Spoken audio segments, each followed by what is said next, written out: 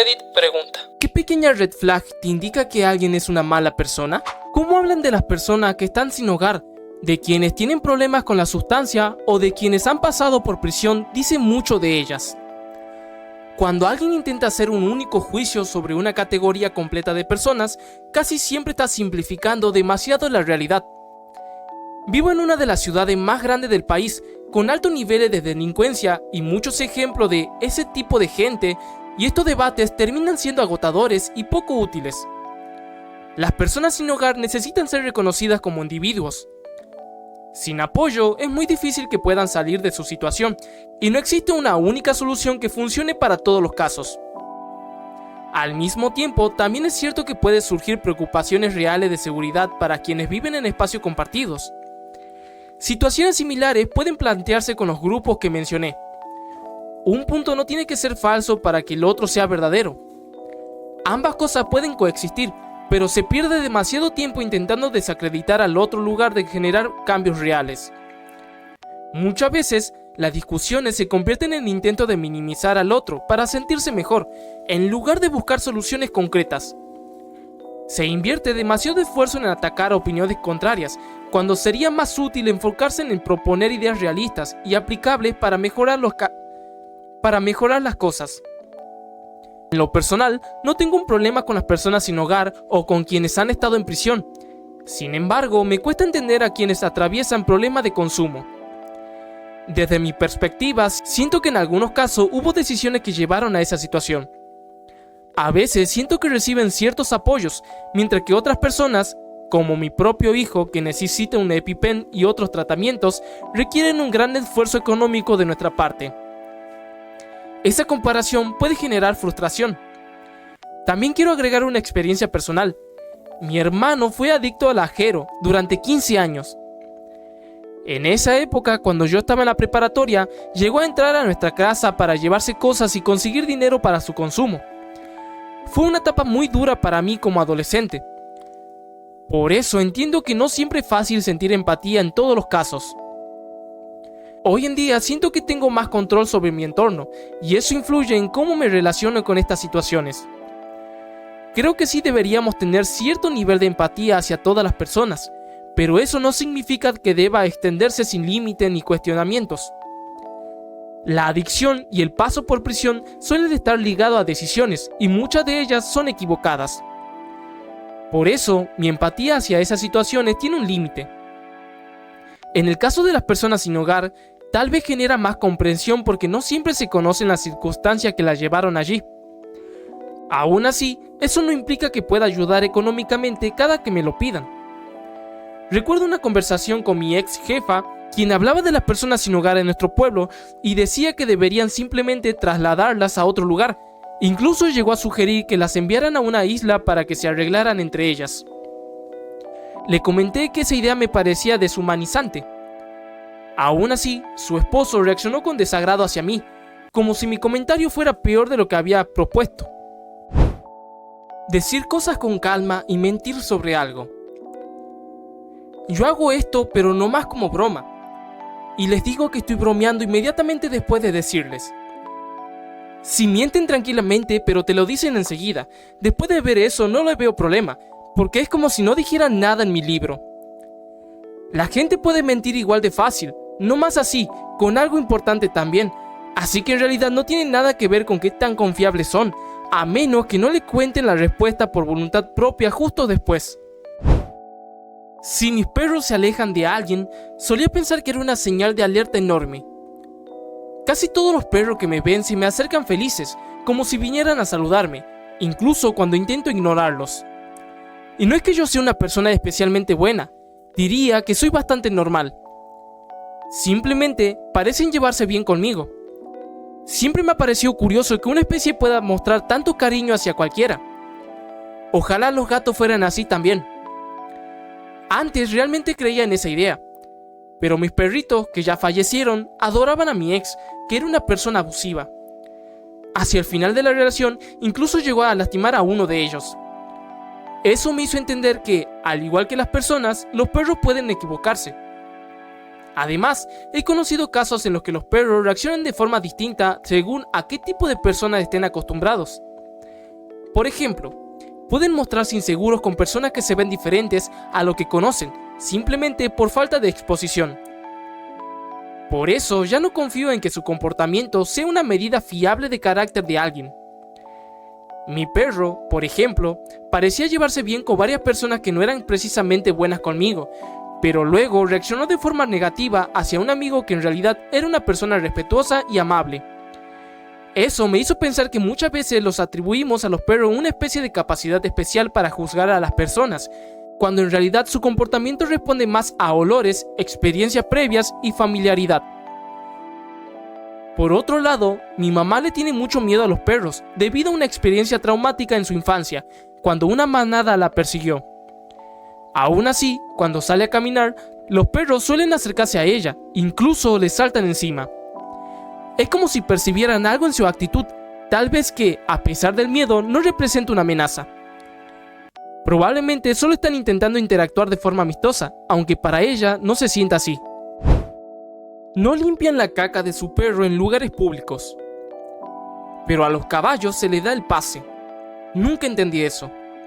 O sea, puedes guardar el cochinito de perro en el bolsillo y seguir caminando más fácil, pero los jinetes de caballo deberían tener mochilas grandes con capacidad para la misma cosa. Me mudé a una ciudad nueva y con el WFH me hacía falta un montón conocer gente. Conocí a una chica en una placita y la primera vez que salimos nos fuimos a una caminata y ella llevó a su perro. Era un sendero público bastante usado. Su perro ensució justo en la entrada y ella no lo limpió. Así como si nada, me dijo que no importaba y que era biodegradable. Se veía clarito y se olía desde el sendero, y hasta podías pisarlo si no estabas atento. O sea, era un perro enorme. Me pareció súper grosero y nunca más volví a hablar con ella. Unos cuantos amigos me dijeron que estaba siendo muy duro, pero esto me está dando la razón, y para que quede claro, amo a los perros. La forma en que alguien habla de las personas sin hogar, de quienes tienen problemas con las drogas o de quienes han pasado por prisión dice mucho de esa persona. La falta de vivienda debería tratarse prácticamente sin juicio. Salvo casos muy puntuales, como alguien cercano a mí que sí tuvo varias oportunidades y eligió no tomarlas por orgullo o desinterés, la mayoría de las situaciones son mucho más complejas. En cuanto a la cárcel, depende mucho de las razones que llevaron a alguien a estar allí. Y con las adicciones, también influye bastante el contexto, por ejemplo, cómo crecieron sus hijos en ese entorno o si lograron salir adelante. No importa si vives en una zona acomodada, si no puedes ver que, al menos en países como Estados Unidos, muchas personas sin hogar han sido prácticamente abandonadas por el sistema, entonces estás viendo solo una parte muy limitada de la realidad. He trabajado durante años con niños con trastornos emocionales en barrios de bajos ingresos, en zonas con alta población de personas sin hogar. Además, he hecho voluntariado directamente con esta comunidad. ¿Sabes qué? La mayoría son personas bastante comunes que no cuentan con un sistema de apoyo, no tienen familia o han sido dejadas de lado. También hay muchos casos de problemas de adicción, a veces originados por medicamentos recetados, personas mayores o con alguna discapacidad. Los niños crecen profundamente afectados por su entorno y, especialmente, por sus experiencias con la policía, a la que muchos temen. No lo digo a la ligera, ese miedo es real. ¿Y qué ocurre entonces? Aparecen la adicción, las conductas impulsivas y el crimen. Todo se convierte en un ciclo difícil de romper. En lo personal, mi mamá podría quedarse sin hogar pronto si no logro pagar su cuidado en un centro especializado, ya que tiene demencia y los costos son muy altos. No contamos con apoyo suficiente ni del gobierno ni de redes sociales. Y ella hizo todo bien, según lo que la sociedad espera. No era mi intención convertir esto en algo tan personal, pero si una sola persona que lea esto logra cambiar un poco su forma de ver a quienes están sin hogar, valdría la pena. Como mujer, honestamente me generan más temor algunos hombres con poder y recursos que las personas que están luchando por sobrevivir día a día en la calle. Incluso hay casos en los que personas vulnerables son explotadas o empujadas deliberadamente hacia la adicción y la indigencia, lo cual agrava aún más la situación. En algunas zonas rurales, también es común ver dinámicas de abuso que dificultan que alguien pueda construir una vida estable o relaciones sanas. A veces, incluso quienes han trabajado y contribuido a su comunidad son rechazados y defienden derechos básicos para todos. En contextos donde hay abuso, manipulación o difamación, es muy difícil encontrar una salida o justicia. Todo esto muestra cómo ciertas actitudes y formas de pensar pueden alimentar problemas sociales mucho más grandes y graves. Y no siempre es algo de lo que se deba hacer burla. Muchas veces, la empatía depende también de las experiencias y del entorno en el que una persona se formó. Aún así, también es cierto que existe la malicia en algunos casos, y es importante reconocer esa diferencia. La buena noticia es que muchas de estas conductas se pueden trabajar desde la educación, ya que en gran medida son aprendidas. Personalmente, no me gusta ver a personas sin hogar o con adicciones pidiendo en la calle, pero no por rechazo, sino porque desearía que existiera un sistema que realmente se hiciera cargo de ellas, que tengan un techo, acceso a comida y apoyo para poder salir adelante. Preferiría que los impuestos se destinaran a eso antes que a fines destructivos. También creo que estas situaciones sirven para observar qué tan capaz es alguien de analizar el contexto antes de juzgar. Es una señal de pensamiento crítico y reflexión. Entiendo que muchas personas ya comprenden esto, pero otras podrían quedarse con una idea simplificada, como pensar que cualquier cambio de comportamiento es negativo. Por eso, vale la pena aclararlo, es una buena señal prestar atención, pero también lo es intentar entender antes de juzgar. Decir las cosas con total calma mientras se está mintiendo es una gran señal de alerta. Una vez, un tipo se me acercó en la calle y terminamos intercambiando números. Le pregunté qué edad tenía y me dijo 26. Yo respondí, genial, acabo de cumplir 27. Al rato volvió y me dijo que en realidad también tenía 27, que solo había dicho 26 porque pensó que yo me veía más joven, como de 22, y no quería parecer demasiado mayor para mí. ¿Perdón? Me pareció rarísimo mentir sobre algo así, y más por solo un año. No sé, se siente extraño. Ahora, siendo honesto, yo también miento bastante, pero en mi caso suele venir del pánico o de la presión. Cosas como, sí, he estado estudiando esta semana, todavía no sé los resultados o sí, ayer estuve limpiando el departamento. A veces la gente pregunta mucho, incluso con buena intención, pero cuando no estás en un buen momento mental para tener todo en orden, esas preguntas pueden sentirse como una carga enorme. Y ahí es cuando termino mintiendo. Aún así, no me considero una mala persona. Lo veo más como una forma de protegerme. Me pasa de vez en cuando, aunque reconozco que puede volverse algo habitual si no lo controlo. Por ejemplo, si alguien me escribe para hacer una llamada y no es algo urgente, a veces invento una excusa. Una vez dije que estaba estudiando para un examen al día siguiente, cuando en realidad era la semana siguiente y yo estaba jugando con amigos. Simplemente no quería atender la llamada. También me ha pasado que, en medio de una conversación, si no recuerdo bien algo o quiero mantener el tema, termino improvisando o diciendo algo que no es del todo cierto, y luego adapto lo que la otra persona dice para seguir la charla. En otros casos, miento si siento que puedo resolver un problema por mi cuenta sin preocupar a nadie. Es decir, si algo está mal pero creo que puedo arreglarlo solo, prefiero ocultarlo y encargarme sin generar más tensión. Y, por último, a veces miento para ganar tiempo. Por ejemplo, si alguien me pregunta ¿ya hiciste eso?, puedo decir que sí y luego apurarme a hacerlo. O si estoy ocupado, digo dame un minuto, estoy en esto, aunque no sea del todo cierto. Sé que no es lo ideal, y probablemente es algo que debería trabajar. Pero, en el fondo, no nace de una mala intención, sino de evitar presión, incomodidad o conflicto. Ser grosero con el personal de atención es una señal de alerta enorme. Aunque, pensándolo bien, quizá ni siquiera entra en la categoría de banderita roja pequeña, porque es bastante evidente. La falta de respeto directa y descarada no es algo sutil. Aún así, hay comportamiento más pequeño con el personal del servicio y otros trabajadores que también dicen mucho de una persona.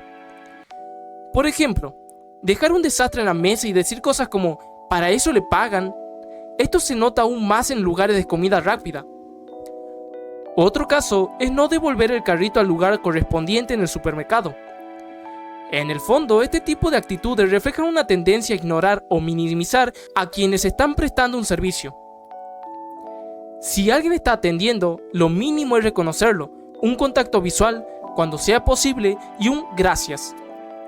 Claro, hay excepciones, como personas dentro del espectro autista, para quienes el contacto visual puede ser difícil, pero eso suele venir acompañado de otras señales.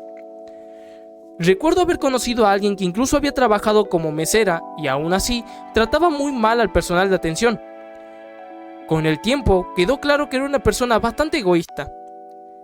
Sinceramente, este es uno de los puntos con los que más estoy de acuerdo.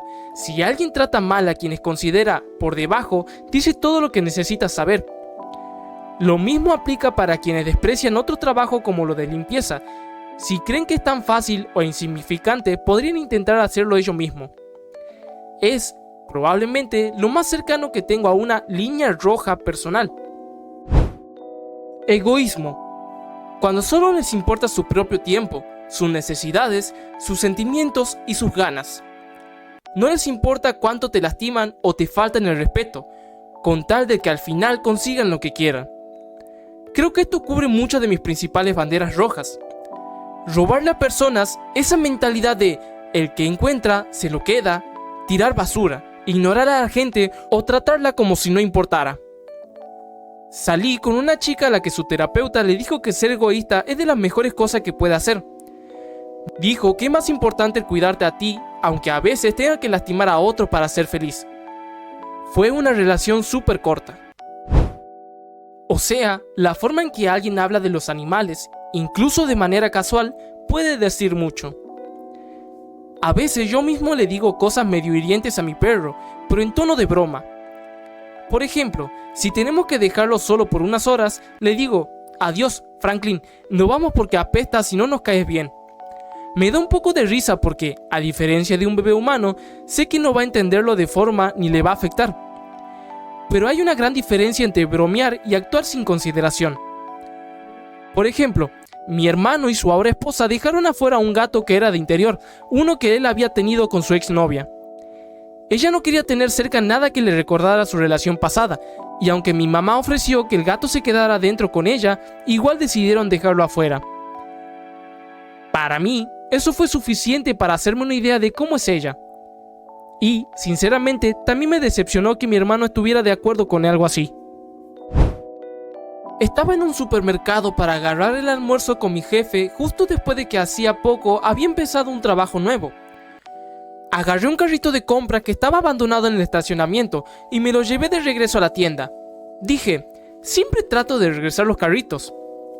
El jefe dijo: soy la persona que los deja en el lote. Desde entonces he desconfiado de la forma de ser de mi jefe. Puede que solo haya sido un chiste seco. Es cuando alguien dice algo irónico de una forma que suena seria. No estoy diciendo que sea eso, no conozco muy bien a mi jefe, pero ese comentario no era muy propio de él. Entonces lo más probable es que haya sido una broma. El contexto importa muchísimo. Burlarse o minimizar las emociones de los demás, tratándolas como exageración o diciendo que alguien es demasiado sensible, sin siquiera intentar entender, es una señal de alerta bastante clara. Además de ser ofensivo, muestra una falta importante de empatía. Lo curioso es que muchas personas que actúan así tienen una doble moral, no toleran que sus propios sentimientos sean ignorados o minimizados de la misma forma. También están las señales más visibles o simbólicas, como usar ciertos elementos que reflejan posturas muy rígidas o polarizadas.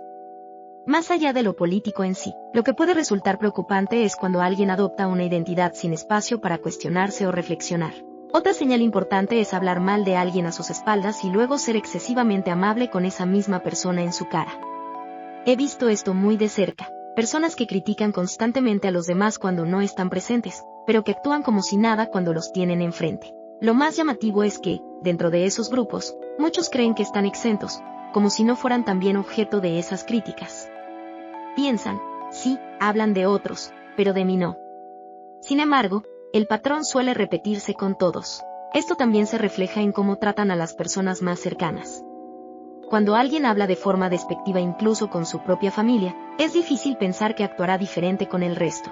A veces da un poco de pena ver estas dinámicas, pero también es inevitable tomar distancia cuando uno se da cuenta de que probablemente también está siendo parte de esas conversaciones a sus espaldas. En mi trabajo actual, por ejemplo, hay una persona que constantemente critica a todos cuando no están presentes. Conmigo ha sido amable hasta ahora, probablemente porque soy nuevo, pero es bastante evidente que ese patrón también me incluirá en algún momento. Y, sinceramente, ya no tengo paciencia para ese tipo de comportamientos. Lo irónico es que este tipo de actitudes son más comunes de lo que nos gusta admitir.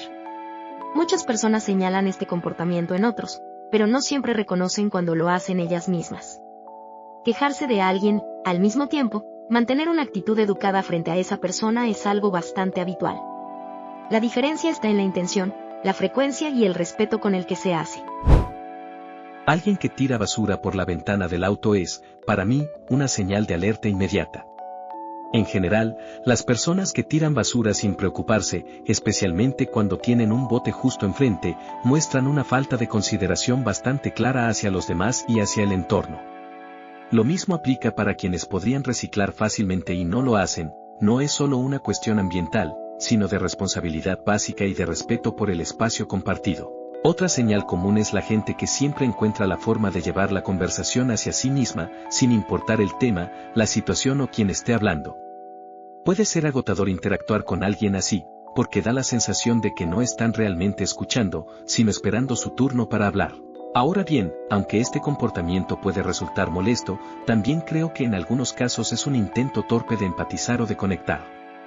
No siempre hay mala intención detrás, a veces simplemente falta autoconciencia o habilidades sociales más desarrolladas. Tengo una compañera de trabajo que hace esto constantemente y puede llegar a ser bastante incómodo.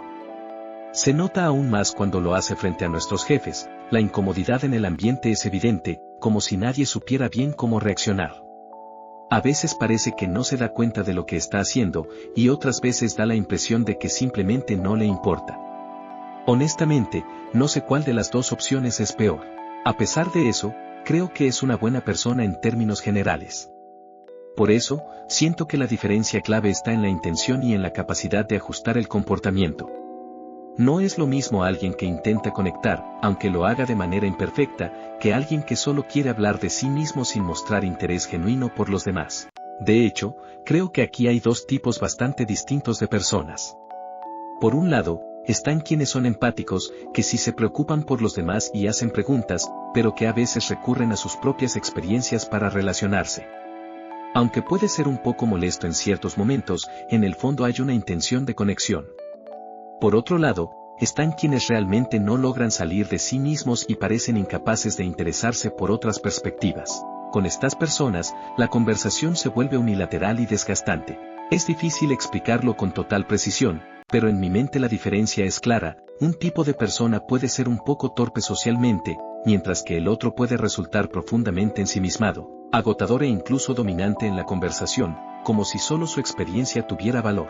También es importante reconocer que este tipo de comportamiento, en algunos casos, puede estar relacionado con la forma en que ciertas personas procesan la comunicación, como ocurre con algunas personas dentro del espectro autista. Por eso, no siempre es correcto asumir mala intención sin antes considerar el contexto. En lo personal, antes solía contar historias relacionadas como una forma de demostrar que entendía a la otra persona. Pensaba que así generaba conexión y empatía. Sin embargo, con el tiempo, y gracias a la ayuda de una muy buena terapeuta y de una pareja que tuvo paciencia conmigo, me di cuenta de que no siempre se percibía de esa manera. Hoy intento ser mucho más consciente en mis conversaciones. Esa intención de compartir mi experiencia sigue estando, pero ahora procuro primero escuchar activamente y validar lo que la otra persona está diciendo. Solo si siento que es apropiado, y que realmente aporta a la conversación, comparto algo propio, y trato de hacerlo de forma más breve y considerada. Aún así, también hay casos en los que este tipo de comportamiento puede reflejar falta de interés genuino, inseguridad o incluso una carencia de temas propios. En ese sentido, sí puede convertirse en una señal de alerta, especialmente cuando es constante y no hay ningún esfuerzo por cambiar. Y, por último, hay señales mucho más graves que ya no entran en lo pequeño. Por ejemplo, manipular a otras personas de forma constante, especialmente mediante gaslighting cuando están bajo presión. Ese tipo de conducta no es un simple defecto social, sino un problema más profundo que puede afectar seriamente a quienes lo rodean. Reírse del dolor de otra persona es una señal de alerta inmediata. Si estás buscando pequeñas banderas rojas para descartar a alguien de forma rápida, creo que es importante entender algo. Muchas veces, lo pequeño no es tan pequeño como parece. Esos detalles suelen formar parte de un patrón. Y ese patrón va en contra de tus valores o de lo que esperas en una relación. No se trata de juzgar por superficialidad, sino de respetar tus propios límites. Nunca es solo una pequeña red flag. La forma en que alguien se comporta en cosas mínimas suele reflejar cómo es en lo demás. Por eso, si algo no encaja contigo desde el inicio, alejarte es completamente válido. Otro ejemplo claro es cuando alguien se burla de características físicas o personales de otros. La estatura, la forma de caminar, la manera de hablar o algún rasgo facial. Ese tipo de humor puede parecer inofensivo para algunos, pero para mí siempre ha sido una señal muy clara de mantener distancia. Dice mucho de la empatía o de la falta de ella en una persona. A veces incluso sentimos que se nota en alguien, aunque sea difícil de explicar con palabras. No necesariamente por rasgo físico como tal, sino por la expresión, la actitud, la forma en que miran o reaccionan. Puede sonar como una idea un poco extraña, pero muchas personas desarrollan una intuición basada en experiencias previas. Eso también podría explicar por qué algunas personas reaccionan de forma muy positiva hacia mí, mientras que otras lo hacen de forma bastante negativa. No suelo generar reacciones neutras, parece que provoco impresiones más marcadas, para bien o para mal. Al final, no todo se puede racionalizar por completo. Parte de cómo percibimos a los demás también pasa por la intuición, pero lo importante es no basarse únicamente en eso, sino en patrones reales de comportamiento. Cuando son malos, hacen que haya que esperar. Nos hacen esa pregunta una vez por semana y ya estoy hartísimo de eso. Y no es una señal segura de nada. Alguien que es amable con el personal de servicio podría ser, de verdad, una persona decente, o podría ser un encantador superficial en público y malvados a puertas cerradas. Podrían ser asesinos en serie educado. Podrían ser de los que agradan a todo el mundo, amable con el personal de servicio aunque la persona esté siendo grosera. Y aunque le falten el respeto al personal de servicio, igual podrían resultar ser tu compañero de vida y muerte porque saben que es importante y cuando les toca dar un paso al frente. Las maneras son superficiales. La idea es que ser amable con los demás es importante porque influye en la felicidad y el bienestar de esas personas. Si tratas mal a la gente que no tiene ningún poder sobre ti, dice algo importante sobre tu carácter. Referirse a las mujeres como females o llamar chicas a mujeres adultas, mientras que a los hombres siempre se les dice hombres, es una señal de alerta bastante clara. Puede parecer un detalle pequeño, pero refleja una diferencia en cómo se percibe y se respeta a cada grupo. Otra señal importante es cuando el tono de una persona cambia dependiendo de con quién esté hablando. Hay quienes pueden ser irrespetuosos con alguien a quien consideran por debajo, pero extremadamente amables con alguien a quien ven como superior. Esa inconsistencia suele decir mucho más que las palabras en sí.